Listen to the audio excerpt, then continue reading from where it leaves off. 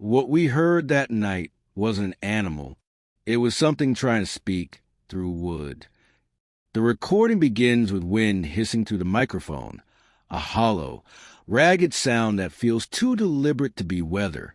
It was captured on June 17th, 1950, by two state surveyors assigned to inspect abandoned agricultural sites in Wilkinson County, Mississippi. The tape runs for 9 minutes before the men's voices dissolve into silence. But in the background, beneath the crackle, there's a low moan, deep, guttural, and wet. That barn still stands, or what's left of it. Locals call it the Whitby Barn, though most maps refuse to name it. From the road, it looks like any other ruin of the Deep South. Warped wood, a slanted roof, vines crawling up its ribs. But those who've entered claim the air inside feels alive, humming faintly like a throat about to speak. A historian once described it as a mouth built of timber. The sound that gave the barn its name came at exactly 12:03 a.m., a human wail that echoed across the cane fields, followed by a thud, like something collapsing inward. A neighbor described seeing shadows moving under the floorboards, though no one believed her. The sheriff's report listed it as animal noise. But the sheriff's own daughter would later say her father burned his clothes that night. What the tape captured wasn't just noise. Spectrogram analysis decades later revealed a pattern, a rhythmic pulse that repeated 3 times before ending abruptly. Some experts claim it was mechanical interference. Others believe it was a heartbeat. And that's where our descent begins, with a sound no one was meant to hear, rising from the barn where Miss Alara Whitby was last seen alive. The story of Alara Whitby begins not with her life, but with her absence. In the summer of 1842, the Plantation ledger of Briar Hollow records her last known entry. Miss Whitby, confined to the barn for temperance correction. Supper denied. After that, her name vanishes. Alara was the only daughter of Margaret Whitby, the plantation matriarch known for her rigid faith and terrifying discipline. Neighbors spoke of her as a woman who loved the Lord more than her own blood. Her husband had died years earlier under suspicious circumstances. His heart burst during a sermon, but it was said Margaret never shed a tear. She ruled her land, her servants, and her child with a hand colder than steel. Alara was different, large, quiet, and painfully shy. She was described as too soft for this earth. Her obesity was a point of public shame for her mother, who believed excess flesh was a mark of sin, a visible corruption of the soul. At age 19, Alara had become almost a recluse, kept out of sight during church socials and dinner gatherings. But one night, everything changed. A traveling preacher from Georgia came to stay at Briar Hollow. After his visit, whispers began to spread that Alara had brought disgrace upon the house. The next evening, servants saw Margaret lead her daughter toward the barn with 3 enslaved men, Jonas, Abel, and Moses, all stripped to the waist, trembling. By morning, Alara was gone. The 3 men were never seen again. The barn was locked for decades. The official record reads only, disobedience corrected, subject removed from property. But what does removed mean in a house like Whitby's, where sin was burned, buried, or bound beneath the floorboards? To understand what happened to Alara Whitby, one must first understand the land that bore her name, Briar Hollow Plantation, Mississippi, 1842. From a distance, it was beautiful. A long dirt road lined with sycamores led to the main house, a white-column mansion gleaming like a false temple under the southern sun. But step closer and the illusion rotted. The paint peeled like dying skin. The smell of sugarcane and wet earth mingled with something metallic, faint but constant, the iron scent of blood, old and buried. Briar Hollow was not merely a plantation. It was an enclave of control, a world built upon hierarchy, obedience, and ritual. The slaves called the main house the White Mouth because everything that entered it Food, people, secrets eventually disappeared. Margaret Whitby inherited this empire after her husband's sudden death. Under her rule, Briar Hollow grew wealthy but silent. Church services were held in the parlor, led by the same preacher who would later vanish from the county records. Margaret preached that the body was the devil's vessel and that sin could manifest in flesh, a doctrine she used to justify punishments that left scars not only on backs, but on souls.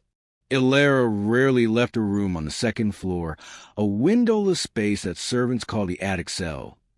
They said at night she would hum lullabies that didn't sound quite human anymore, melodies learned from the enslaved women who pitted her. The barn stood apart from the main estate, an enormous, sagging structure built over a hollow in the earth. Slaves refused to work inside it after dark. They said something lived beneath the floor, something that fed on suffering. When Margaret dragged her daughter there, she called a correction, but history remembers it as the night Briar Hollow began to rot from within. No one spoke Margaret Whitby's name aloud after sunset. Even the slaves, who whispered everything, called her only Mistress of the Hollow, a title that carried both fear and reluctant awe. She was not a woman of warmth or weakness. She was a figure sculpted by religion and grief into something unbending, cruelly divine. Her authority extended beyond the plantation's fences. The local church, the sheriff, even the doctors deferred to her. She donated land for the church's construction, paid the priest's salary, and sat in the front pew each Sunday like a queen among the guilty. But her sermons were not a salvation. They were a cleansing. She preached that sin had shape and weight, and that flesh itself could be purged of wickedness through pain. Those beliefs began at home, after her husband's mysterious death. His body discovered in his study, his face locked in a scream. Margaret turned inward. She began fasting, locking herself in her prayer room for days at a time, emerging with eyes red and distant. Servants heard her speaking to no one, her voice trembling. Asterisk, the Lord will give me a sign of the impure. Asterisk, when that sign appeared in her daughter's body, the swollen limbs, the breathless steps, the trembling voice, Margaret saw not sickness, but sin. She called it gluttony made manifest, claiming Ilera's excess was proof of her spiritual decay. Those closest to her said she began to study obscure theological texts sent from New Orleans, writings about corporal purification, rituals meant to drive sin from the body through suffering. From that point, Margaret's discipline became ritual. Meals were withheld. Baths were replaced with ice. Prayers stretched until dawn. And when humiliation no longer satisfied her, she looked toward the barn, the place where slaves were punished and secrets buried. That was where she decided her daughter's salvation would begin. Their names were Jonas, Abel, and Moses, 3 men whose lives were owned by the Whitby estate and whose deaths would be erased by it. They came from different corners of the South, one taken from Virginia, another born on the Whitby fields, and the last purchased at auction only months before that summer. Yet in the plantation ledger, they were recorded together, as if they were one body. Asterisk, 3 for correctional service. Barn duty, June 18th. Asterisk, no further entries follow. Jonas was known as the quiet one. His eyes carried a dull, ancient sorrow, the kind seen in men who have already met their deaths in dreams. Abel, younger, was strong, defiant, often whipped for talking back. And Moses, the preacher's favorite, sang hymns in the field with a voice that could break a heart. The other slaves said he was marked, chosen for something. That summer, Margaret Whitby began isolating them from the others. She ordered them to sleep near the barn, forbidden from speaking to anyone after dusk. The overseer, Mr. Garrick, claimed she was testing their obedience, though he later confessed that he saw her reading to them at night from a black, water-damaged Bible, its words handwritten and unfamiliar. On the day before Ilera disappeared, Margaret brought the 3 men into the house for what she called spiritual cleansing. Witnesses described bowls of salt water, ropes, and wax candles melted down to the wick. Later, one of the maids reported seeing Jonas's wrist bound and his mouth sewn shut with thin white thread. She was beaten for speaking of it. By evening, all three were led to the barn, barefoot, heads bowed, humming something low and rhythmic. Margaret followed, her daughter trailing behind her like a shadow. The doors closed at sundown. They would not open again until the screaming began. The storm came from nowhere. At dusk, the sky turned the color of bruised fruit, purple, green, and yellow, as if heaven itself was rotting above Briar Hollow. The air thickened with the metallic taste of coming rain, and thunder rolled through the cane fields like distant cannon fire. That was the night Margaret Whitby gathered them in the barn. Inside, the space reeked of mildew and candle smoke. The rafters dripped with condensation. The walls were hung with crucifixes carved from bone and iron nails, each one blackened by smoke. The floor had been cleared, swept clean of hay and covered instead with salt, drawn into symbols the slaves did not recognize. At the center of the room stood Alara, barefoot, shivering, her hair plastered to her face. Margaret had dressed her in white linen, the same fabric used for funerals. Around her, the three men knelt, bound to wrists, their eyes reflecting the flicker of the candles like frightened animals. Margaret read from the water-damaged Bible, her voice steady, reciting passages no scripture ever contained. Each phrase ended with the same refrain. Asterisk, sin is flesh. Flesh is burden. Burden must be broken. Asterisk. The storm grew louder, pressing against the walls like an unseen crowd. Wind screamed through the cracks, making the candles dance violently. Alara begged her mother to stop, her voice lost beneath the thunder. But Margaret only smiled, that thin, brittle smile witnesses described as a woman convinced she was doing God's work. Then came the sound, a single high-pitched cry that split the night, followed by three overlapping voices chanting something guttural, foreign, and wrong. A bolt of lightning struck the barn's roof, setting its upper beams aflame. Servants ran from their quarters, but when they reached the door, they froze.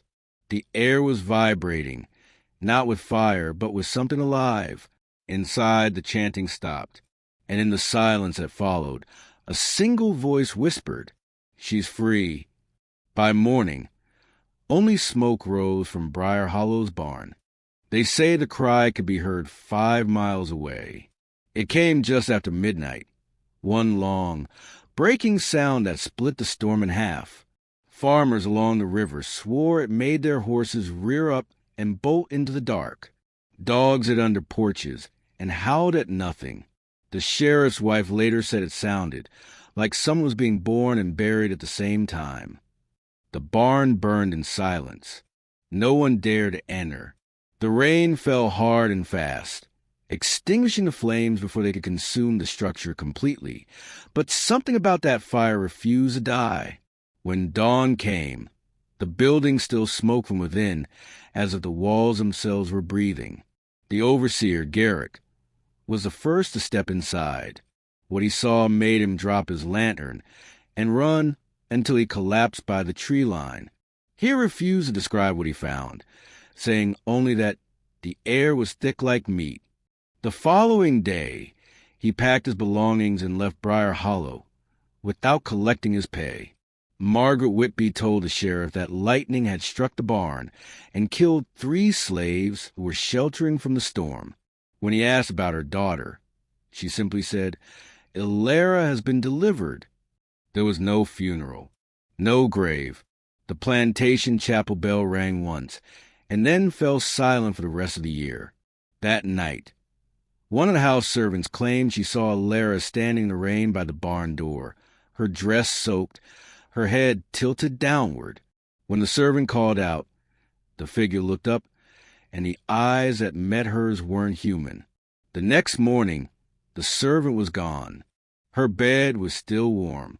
From that day forward, the barn was sealed shut with iron nails, and no one dared speak Alara's name again.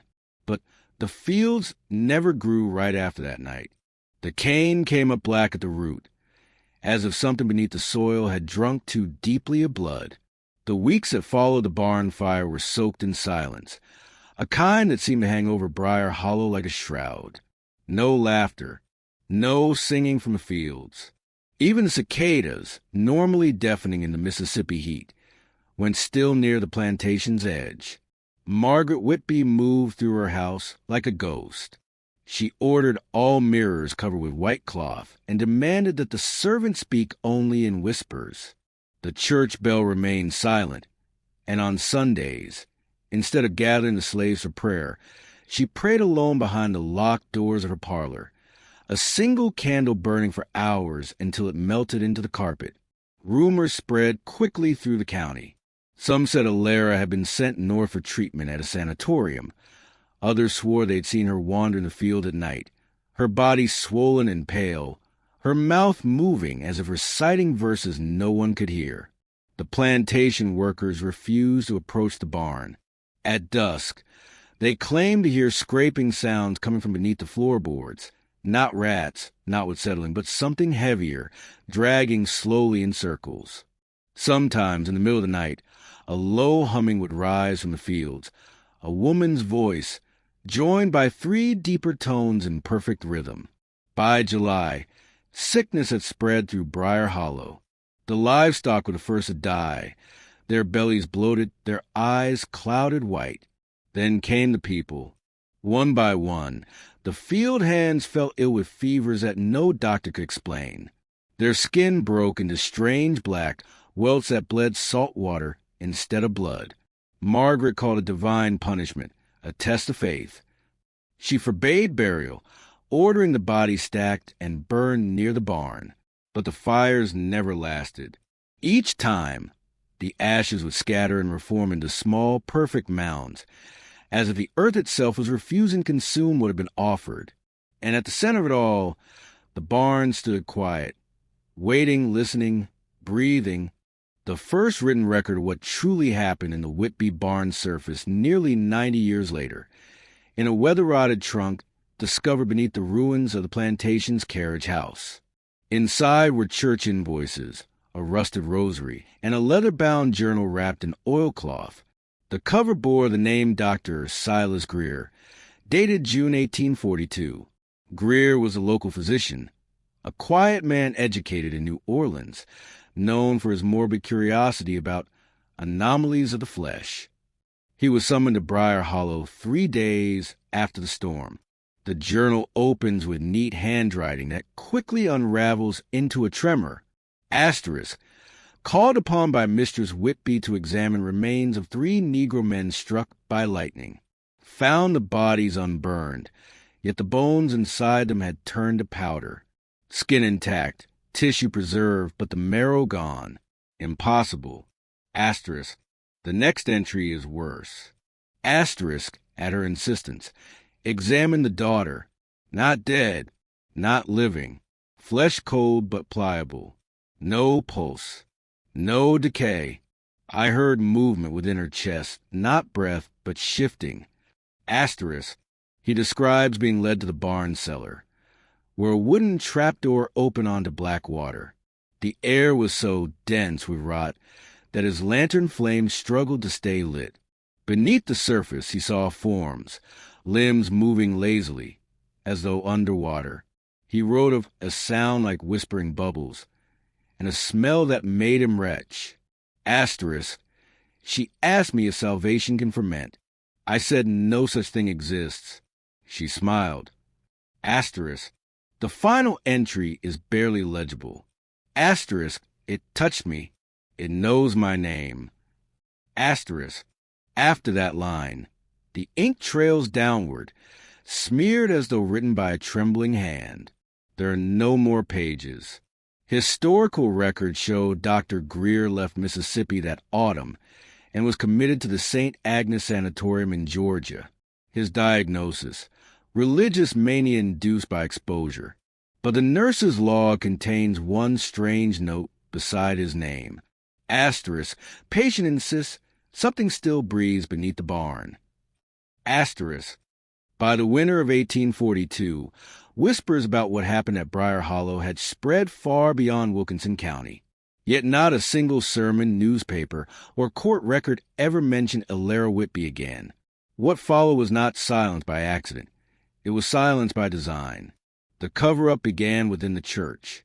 Reverend Caldwell of St. Jude's Parish, a man whose voice had once thundered across every pulpit in the county, received a letter marked with the Whitby family seal. That letter, now part of a hidden diocesan archive, reads a command, not a confession. Asterisk. The sin committed was not of the daughter's making. It was born through her flesh for the cleansing of others. The event shall remain unspoken, for its purpose was divine. Asterisk.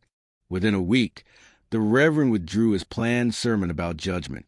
Church elders were instructed to destroy all public mention of the Whitby's tragedy.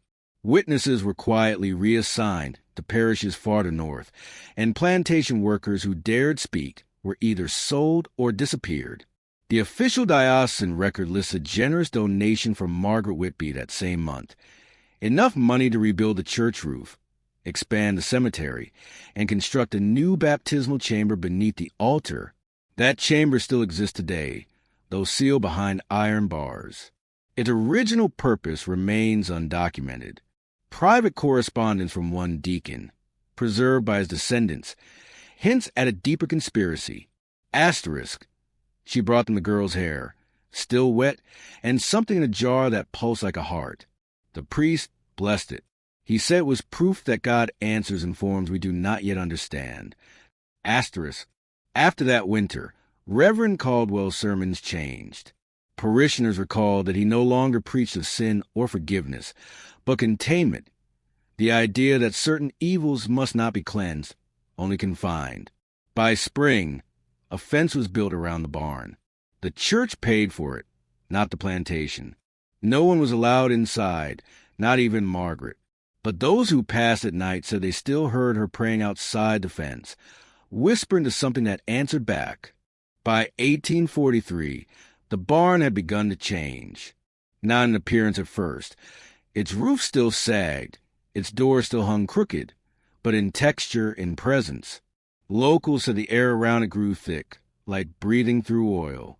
Woodworms died on its beams. Birds avoided its rafters. Even sunlight seemed to hesitate before crossing its threshold. Farmhands sent to mend the roof complained that the boards beneath their feet felt warm, as though the barn itself had a pulse. When one of them drove a nail into the southern wall, dark sap oozed out, thick, red, and metallic smelling. He swore it wasn't sap at all, but blood.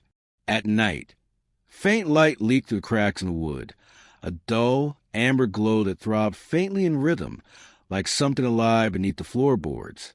The slaves began calling it the second heart of Briar Hollow. They said it beat only when the moon was full, and when it did, the cane fields whispered with voices too low to understand. Margaret Whitby refused to let the barn be destroyed. When her overseer suggested burning it, she slapped him across the face and screamed, "It's where she lives now." After that, she ordered the fence rebuilt higher, woven with thorns and chicken wire. She hired 2 guards to patrol the property at night, both of whom quit within a month. One was found muttering scripture in the church cemetery. The other hanged himself in his quarters, leaving behind a single note. Asterisk. It breathes when you're not watching. Asterisk. By spring, the ground surrounding the barn had begun to sink. The earth turned soft and spongy, swallowing fence posts whole. Water pooled in the hollows, thick and dark as molasses. One evening, during a thunderstorm, a servant swore she saw Alara's reflection shimmering in one of those pools, though Alara had been gone nearly a year. The reflection smiled back.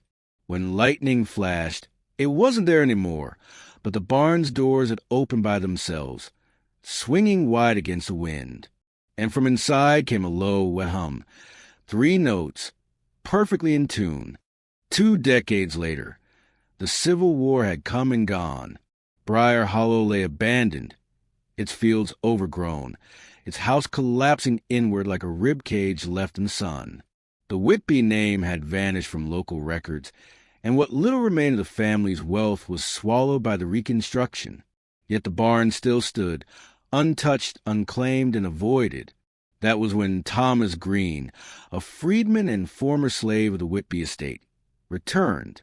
His sworn affidavit, recorded in 1866 as part of Freedmen's Bureau interview, survives on brittle paper in the National Archives.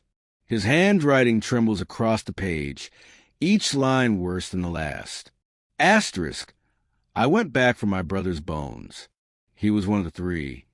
Asterisk, Thomas wrote that he found the barn half sunken into the soil, its boards warped, its doors swollen shut from years of rain. The fence was gone, and the weeds grew as high as his shoulders. Still, he felt something watching him from inside, not sight but awareness, like the air itself knew his name. Asterisk, the floor was covered in salt that had turned black. The smell was sweet and foul all at once, like flowers left too long in the heat. The walls moved when I breathed. I swear it. Asterisk, in the corner, beneath the collapsed loft, he saw something wrapped in linen. The fabric was soaked, pulsing faintly, as if with breath. When he stepped closer, the shape shifted and the fabric split, revealing not bone but hair, pale, fine, and endless, spilling like water across the floor. Thomas fled. He wrote that he didn't look back, but as he ran to the field, the humming started. The same 3 notes, now rising behind him like a hymn sung underwater. He ended his statement with one line, underlined twice. Asterisk, the earth ain't done with her. Asterisk, 2 weeks after giving that testimony, Thomas Green was found dead near the river, his lungs filled not with water, but salt. The coroner wrote, asterisk, natural causes. Asterisk, the clerk added, almost as an afterthought, asterisk, filed under Whitby related, asterisk. By 1872, the government began clearing and resurveying lands in Kentucky for agricultural renewal. The Briar Hollow tract, by then locally called the Hush Lot, was marked as abandoned property. A team of laborers and surveyors, mostly war veterans, were assigned to clear debris and map the old boundaries. The leader of that team, Captain Elias Rourke, kept a meticulous field diary, a habit left over from his Union days. The pages survive in fragments, found decades later in a private collection. His first entry about Briar Hollow is dated August 3rd, 1872. Asterisk, we arrive at what the map names Whitby Farm. House collapsed, barn still standing. The men complain of noise in the wind, like a low hum through the boards. I hear it myself when the night settles, oddly rhythmic, like someone singing far off. Asterisk, Rourke's crew began their work by removing the barn doors and pulling apart the warped timbers. Beneath the floorboards, they discovered a thin crust of salt hardened into the shape of human hands. Dozens of them pressed into the grain. The men assumed it was a preservative trick gone wrong. Rourke's notes, however, grew more troubled. Asterisk, the soil under the barn floor is damp, though there's been no rain for weeks. Smells of iron and perfume. The men say they hear whispers when they shovel. Asterisk, by the 5th day, 2 of the workers refused to continue. One claimed he'd seen movement in the soil, something pale trying to breathe. Rourke himself described waking in the night to the sound of nails tapping wood, as if something inside the ground were knocking to be let out. Asterisk, at dawn we uncovered cloth, linen white as bone. I touched it with the end of my shovel. The whole patch of earth shuddered. Asterisk, he ordered the area re-bared and marked as unstable ground. But before they left, Rourke wrote one final entry, terse and shaky. Asterisk, burn the site. Ash won't catch. Ground bleeds brine. God help us all. Asterisk, that was the last mention of Briar Hollow in federal archives. The site was never resettled, never sold, and never recorded again. Locals say the field still hums when the sun goes down. 3 notes, soft and steady, like a woman sewing by candlelight. In the autumn of 1932, nearly 60 years after Captain Rourke's final entry, a small crew of university archivists from Louisville visited Briar Hollow while cataloging abandoned estates. They came equipped with early portable cameras to document decaying plantation architecture for a state historical record. What they uncovered there would never make it into any official archive. Among the ruins of the Whitby house, they found a collapsed basement, its beams slick with white mold and the air heavy with ammonia. Inside a rusted chest, they discovered a sealed tin labeled simply Whisper Reel No. 3, 1919. The archivists assumed it was an amateur film, perhaps a local family recording. When they opened it that evening in their rented cabin, the reel's surface shimmered strangely, as though the film had been lacquered with salt water. They loaded it onto a hand-crank projector. The first minute showed nothing but the silhouette of a barn.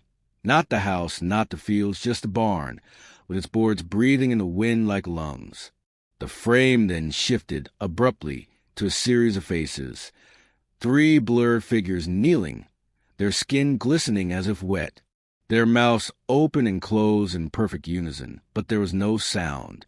One archivist, Marjorie Lane, later recounted the incident in a letter to her supervisor. Asterisk, the image distorted into rippling waves. Behind them, I thought I saw a forefigure, larger, draped in linen, its head bent backward. The screen flickered, then turned white. The room smelled of perfume and salt. The window fogged though the fire had gone cold. Asterisk, when they attempted to rewind the reel, it snapped. The celluloid left a residue on their fingers that crystallized overnight into flakes of white powder. 2 of the archivists fell ill within a week. Fevers, blisters, hallucinations of humming voices. Lane burned the reel behind the cabin and resigned her post. No official report exists of Whisper Reel No. 3. But in 1951, during an estate sale of Lane's belongings, her journal surfaced briefly before disappearing into private hands. The final entry read, asterisk, it isn't film. It remembers. Asterisk, the barn was demolished the following year. But according to county folklore, the field still glows faintly at dusk, like a projector beam with no source. In February of 1946, a rural preacher named Reverend Joel Maddox arrived unannounced at the offices of the Kentucky Historical Society in Frankfort. He was thin, trembling, and claimed he had walked for 2 days.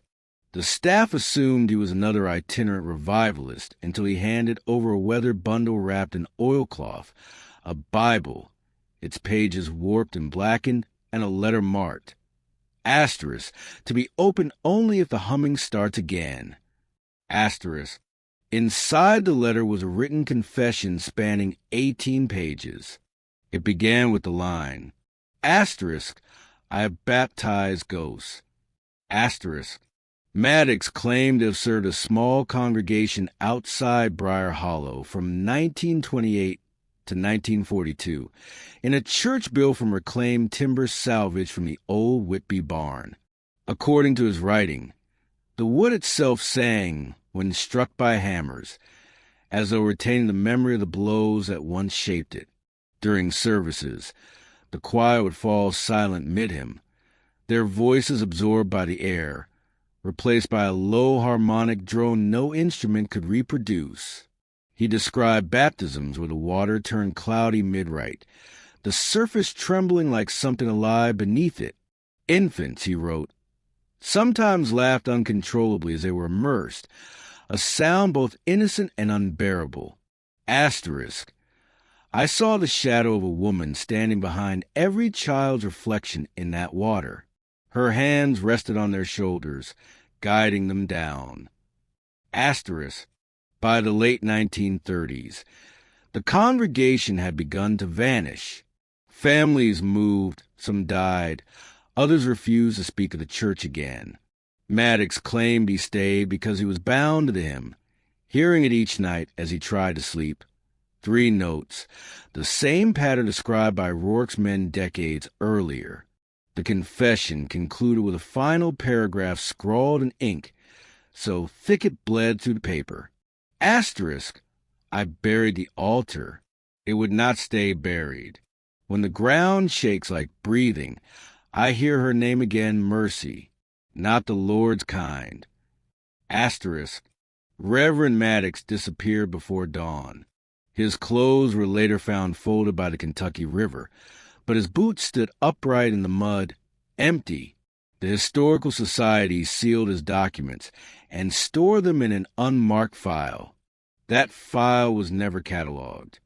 In 1963, a quiet resurgence of academic curiosity reopened the forbidden soil of Briar Hollow. The University of Kentucky's Department of Anthropology, newly funded through a Cold War cultural program, initiated what was labeled a historical memory and ritual site study. Its leader, Dr. Evelyn Cross, was a rising scholar fascinated by psychological hauntings embedded in geography. Her team arrived in July, equipped with Geiger counters, sound recorders, and magnetometers, the cutting edge of field science.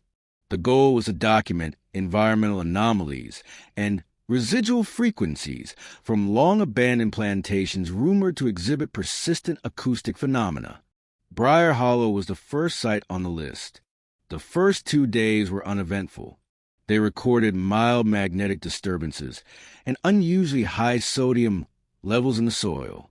But on the 3rd night, their instruments began to hum, faintly, then in rhythmic pulses. Cross noted the pattern in her logbook. 3 notes, precisely 432 hertz apart. When she replayed the tape, the sound grew distorted, deep, layered, almost choral. It wasn't wind. It wasn't machinery. It sounded like breathing through water. The frequency seems to respond to human proximity, she wrote. Asterisk, when we approach the barn's foundation, it harmonizes with our heartbeats. The entire valley feels like a lung. Asterisk, later that evening, one graduate assistant, Alan Poole, dug near the coordinates where the barn once stood. The soil, soft as ash, collapsed inward to reveal an object resembling woven fabric fused with bone. When touched, it disintegrated into a powder that shimmered like salt. That night, their tent lights flickered in unison. The air turned damp. The tape recorders clicked on by themselves, and one microphone captured what Cross later described as a woman's voice humming beneath the frequency. Not behind it, within it. The next morning, Poole was gone. His tent was empty, but his tape recorder was still running. The final minute of his tape contained a single phrase, repeated faintly 3 times. Asterisk, she remembers, she remembers, she remembers. Asterisk, Cross sealed the tapes, returned to campus, and filed a report as inconclusive environmental interference. Within a year, she left academia and was never heard from again. When the university archive was digitized in the 1990s, that report was missing. In its place sat a single label typed in red ink: "Do not retrieve, ongoing transmission." In early March 1977, the eastern Kentucky valleys were swallowed by what newspapers called Asterisk, the storm that erased boundaries. Asterisk rivers surged, bridges vanished, and entire hamlets disappeared under sheets of brown water. Among the drowned places was Briar Hollow, though by then it was barely more than a scar on old survey maps, a depression between 2 forgotten hills. Locals said the flood came not from the river, but from beneath it. Witnesses described a slow boil of water rising from the soil, carrying with it the stench of salt and decay. When rescuers arrived days later, they found no standing structures, only fragments, splintered beams, warped tin, and what one deputy called cloth that shouldn't have survived being soaked. That cloth was reported to feel dry despite the floodwaters, white, thin as onion skin and patterned with faint outlines of hands pressed into it. Samples sent to the state lab for testing never returned. The official record lists them as lost in transit. But one man, Deputy Harold Klein, kept a piece of material folded in his jacket pocket. His family later testified that he would take out at night, hold it up the window, and whisper, asterisk, "It breathes if you wait long enough." Asterisk, after the waters receded, the hollow was unrecognizable. The landscape had reshaped itself. The old barn's footprint had sunk nearly 6 feet, forming a pool that never fully drained. When the sun set, a film of white crystals shimmered across its surface. Locals called it asterisk the salt mirror. Asterisk, then came the animals. Farmers as far as 12 miles away began finding their livestock gathered at night, facing the same direction, toward Briar Hollow. Dogs refused to enter barns, and wells began tasting faintly of perfume. The few remaining residents spoke of hearing a low hum carried by the post-flood winds. Sometimes it sounded mechanical, sometimes like a song. A local radio operator recorded the tone one evening and played it on air as a curiosity. Within an hour, the station switchboard lit up with callers saying their mirrors were shaking. One woman claimed she saw a face in the reflection, smiling but upside down. By April, the hollow was declared unsafe. The county filled it with concrete, burying what remained beneath 40 tons of stone. Yet even after the last truck left, the workers said the concrete surface never set. It stayed damp. When asked why the site was sealed so abruptly, the project manager answered with a single sentence that no one at the hearing could explain. Asterisk, because it started singing again. Asterisk. By 1989, the story of Briar Hollow had become a regional legend, dismissed by most as rural folklore, yet still whispered among university departments and local law enforcement.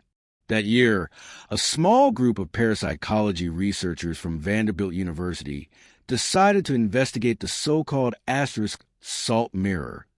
Asterisk, the site, though officially sealed since the flood of 1977, had never fully hardened. Locals reported that during hot summers, a slick brine still surfaced through cracks in the concrete, forming a thin reflective layer that pulsed with humidity, almost like skin. The research was led by Dr. Harold Wexler, a physicist known for fringe experiments in resonance theory. The idea that certain frequencies could awaken latent energy trapped in geological structures. He believed the Briar Hollow field was a natural amplifier for sonic memory. Wexler's team arrived in July and set up acoustic sensors and hydrophones around the perimeter. Their goal, to capture the rumored humming. For 3 nights, they recorded only static. Then on the 4th, their equipment began to register a faint modulation, a slow, rhythmic rise and fall in the 30 hertz range, far below human hearing. They increased gain and speed corrected the playback. What emerged was unmistakably human. A woman's hum, soft, deliberate, and timed in triplets. Beneath it, faintly, came a secondary layer, something like fabric being torn underwater. The sound seemed to respond to our heartbeat, Wexler noted in his log. Asterisk, it matches pulse rates and modulates accordingly. The longer we listen, the closer the echo comes. Asterisk, when they played the recording backward, a phrase became clear, distorted by water and static. Asterisk, bring her up. Asterisk, the next day, their monitoring drones detected a heat bloom at the site, despite no geothermal activity for miles. When they arrived, they found the concrete slick with condensation.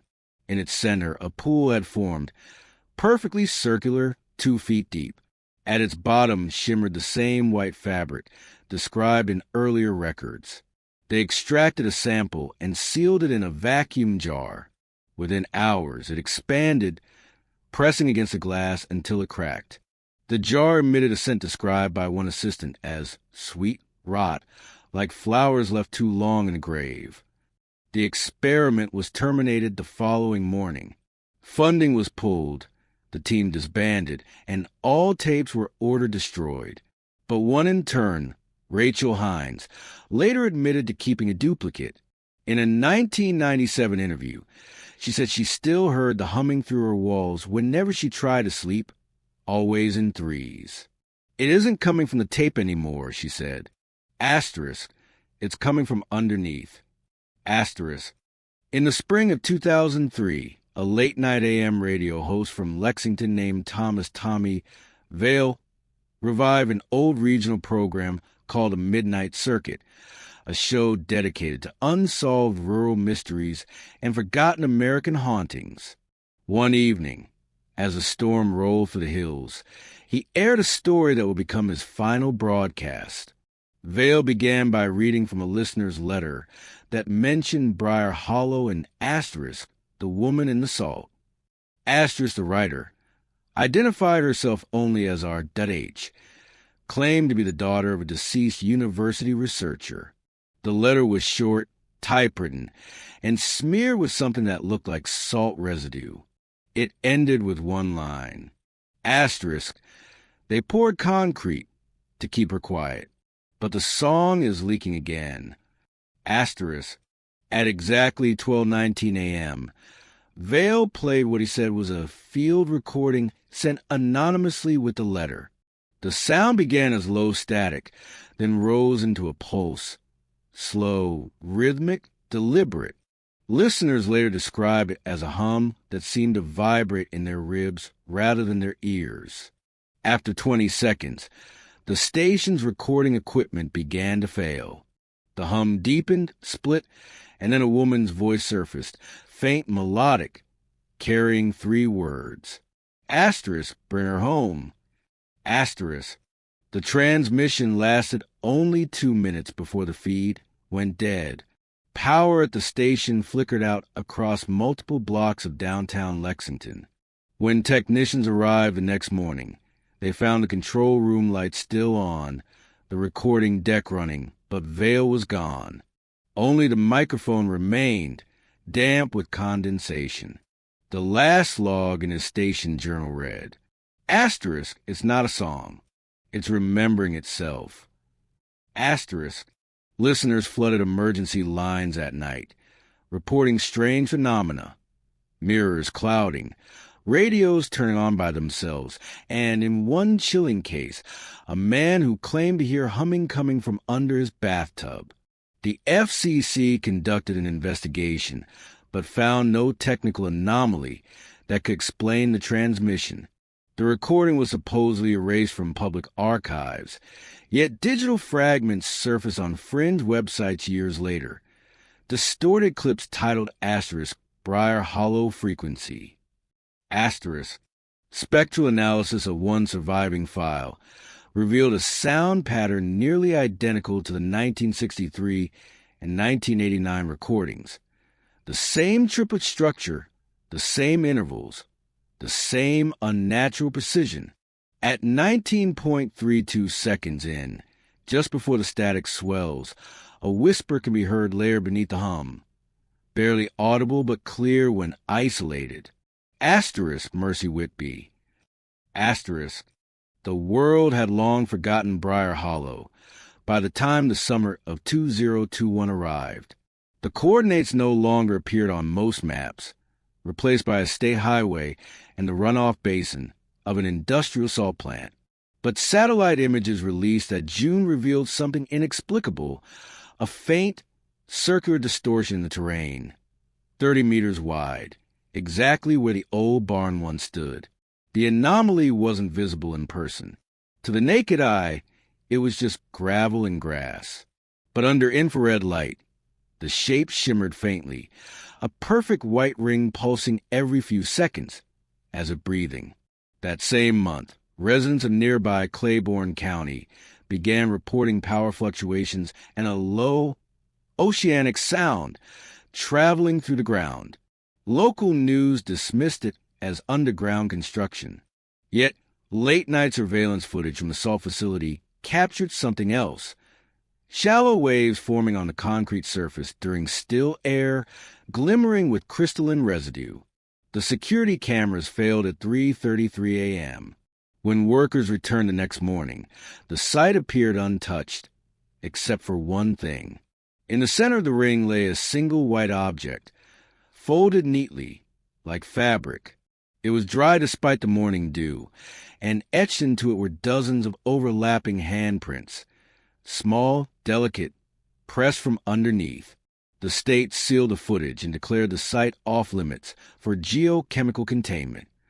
But one contractor, Samuel Rudd, smuggled out a photograph before vanishing days later. The image circulated briefly on encrypted forums.